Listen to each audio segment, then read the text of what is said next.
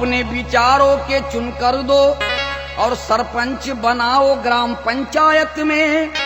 Member सभापति बनाओ अपना, अपने सभापति पंचायत समिति में। अपने विचारों का अध्यक्ष बनाओ जिले के जिला परिषद में। विधान परिषद विधानसभा अपनी हो, मुख्यमंत्री अपना अपने स्टेट में। खासदार अपने हो, मंत्री हो अपने, प्रधानमंत्री हो अपना अपने देश में। जिस दिन हम ये कर पाएंगे अपने देश में, हम राजा होंगे इस देश के अपने भारत देश में। बाबा साहब ने लिखे संविधान पर अमल होगा उस दिन अपने देश में। जिस दिन बहुजन सत्ता के गादी पर बैठेगा ये अपने भारत देश में।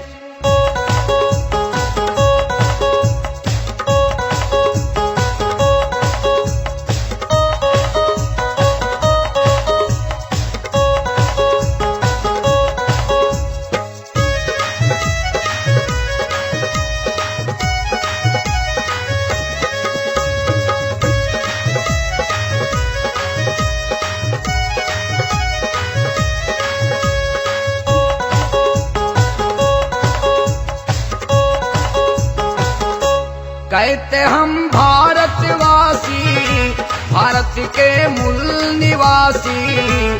कहते हम भारतवासी, भारत के मूल निवासी। बहन जी हमारी प्राइम मिनिस्टर, कांशीराम जी बने थे भीम जी के हकदार। भारत के बहुजनों के वो थे सरदार। बहन जी को सौंप दी उन्होंने बागडोर। पार्लियामेंट में बिठाए सबने लगा के जोर। कहते हम भारतवासी, भारत के मूल निवासी। कहते हम भारतवासी, भारत के मूल निवासी। बहन जी हमारी प्राइम मिनिस्टर।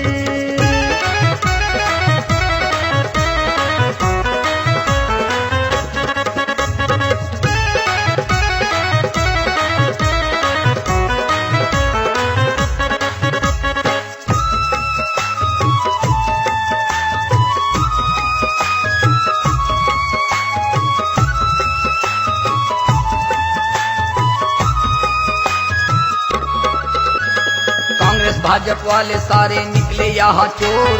बीएसपी की ताकत देख के मचा रही शोर। कांग्रेस भाजपा वाले सारे निकले यहाँ चोर। बीएसपी की ताकत देख के मचा रहे शोर। आश्वासन से इनके जनता हो गई है बोर। आश्वासन से इनके जनता हो गई है बोर। उनको सत्ता से हटाने लगाएंगे जोर। कहते हम भारतवासी, भारत के मूल निवासी। कहते हम भारतवासी, भारत के मूल निवासी। बहन जी हमारी प्राइम मिनिस्टर।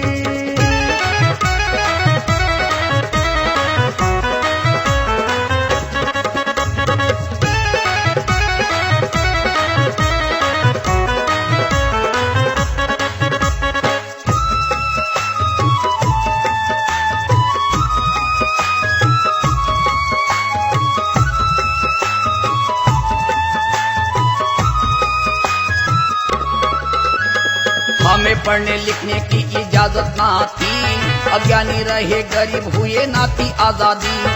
हमें पढ़ने लिखने की इजाजत ना थी, अज्ञानी रहे गरीब हुए ना थी आजादी। की है जिन्होंने हमारी इतनी बर्बादी, की है जिन्होंने हमारी इतनी बर्बादी। बीएसपी को घबराए वो पाकीज़ा खादी। कहते हम भारतवासी, भारत के मूल निवासी। कहते हम भारतवासी, भारत के मूल निवासी। बहन जी हमारी प्राइम मिनिस्टर।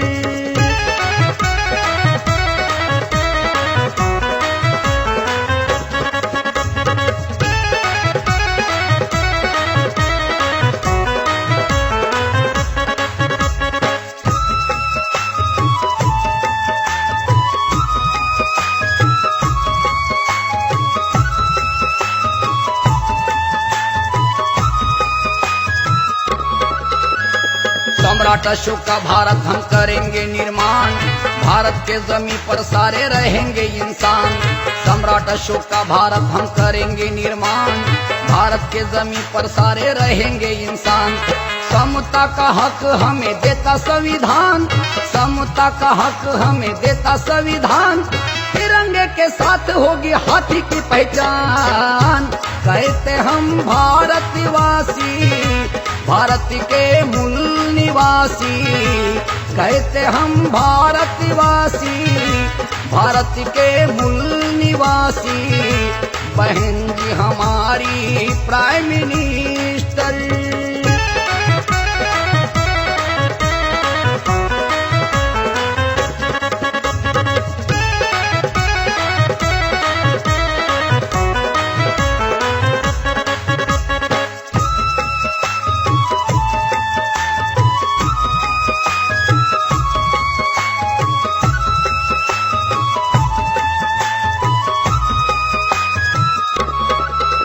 क्या खूब गीत लिखते हो तुम शेवाले साहब, सुन के खुश होते थे वो कांशीराम साहब।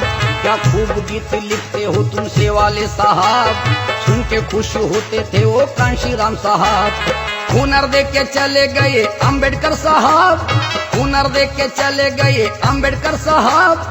सत्ता हासिल कर लो अब बहन जी के साथ। कहते हम भारतवासी, भारत के मूल निवासी। कहते हम भारतवासी, भारत के मूल निवासी। बहन जी हमारी प्राइम मिनिस्टर, बहन जी हमारी प्राइम मिनिस्टर, बहन जी हमारी प्राइम मिनिस्टर।